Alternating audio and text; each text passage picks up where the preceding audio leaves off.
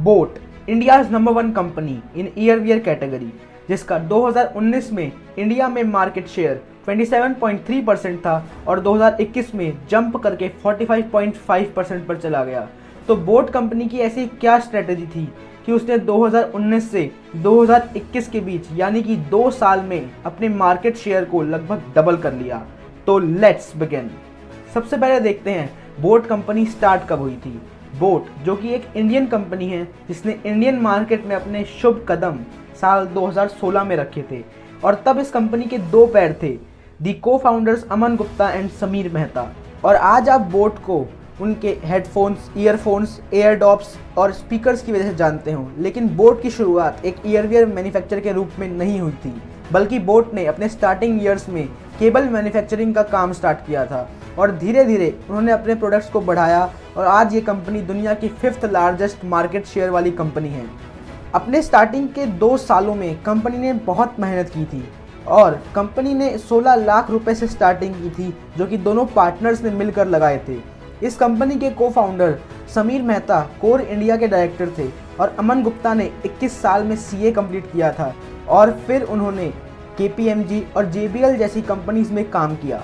और अमन गुप्ता का family business electronic trade का था और जब वो JBL जैसी कंपनीज में काम कर रहे थे तो उन्होंने देखा कि किस तरह एक कंपनी इंडियन लोगों की नीड्स को समझकर प्रोडक्ट्स बनाती है और उन्होंने इसी मॉडल पर अपने बिजनेस की नींव रखी।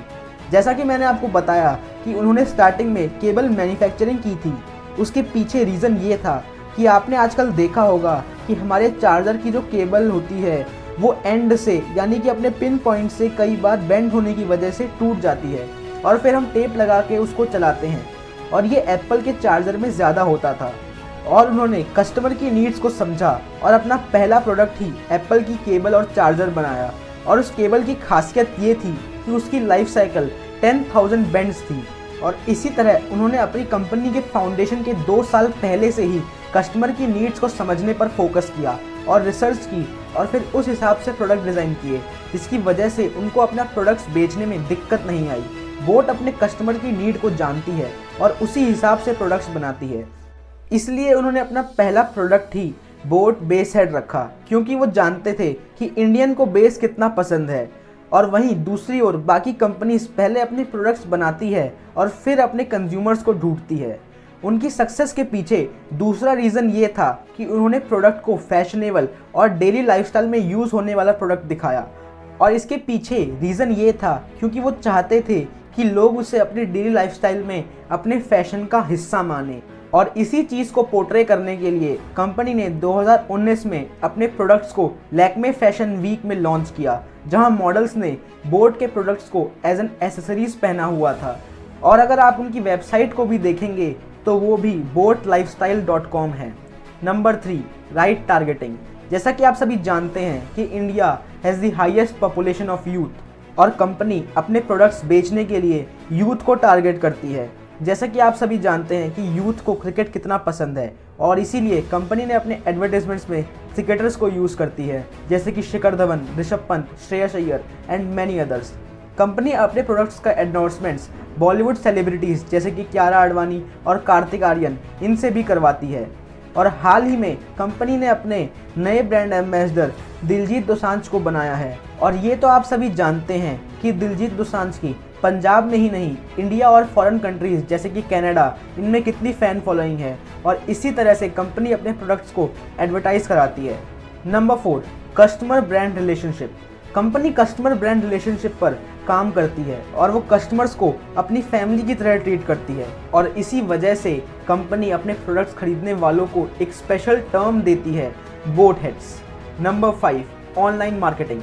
जैसा कि मैंने आपको बताया कि कंपनी यूथ को टारगेट करती है और आप सभी जानते हैं कि हमारा यूथ आजकल वर्चुअल वर्ल्ड यानी कि सोशल मीडिया पर कितना एक्टिव है और इसी वजह से वो अपने प्रोडक्ट्स के एडवर्टाइजमेंट्स सोशल मीडिया प्लेटफॉर्म्स जैसे कि Instagram, Facebook and many others, यहाँ तक कि जो बॉलीवुड के फेमस फेसेस हैं जैसे कि कार्तिक आर्यन एंड कियारा आडवाणी, ये सभी अपने इंस्टाग्राम हैंडल्स पर इनका प्रमोशन करते हैं।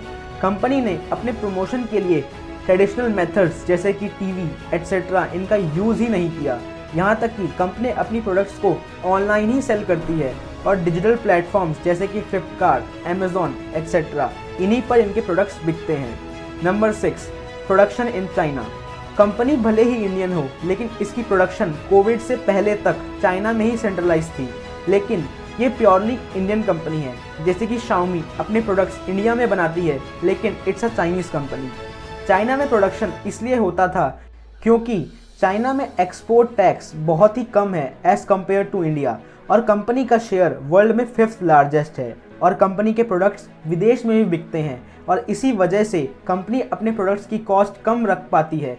लेकिन कोविड में जब सप्लाई चेन इफेक्ट होने का डर था, तब कंपनी ने अपना प्रोडक्शन इंडिया में भी स्टार्ट कर दिया था, जिसकी वजह से कंपनी कोविड के टाइम पर भी ग्रो कर पाई। तो ये कुछ पॉइंट्स थे जो बोट कंपनी फॉलो करती है, और इसी वजह से वो 2 साल में इतना ग्रो कर पाई। तो आज की वीडियो में बस इतना ही। अगर वीडियो पसंद आई हो तो इसको लाइक करके ज़रूर जाइएगा, और अगर आप चैनल पे नए हैं तो सब्सक्राइब भी कर लीजिए। मिलते हैं अगली वीडियो में, तब तक के लिए गुड बाय।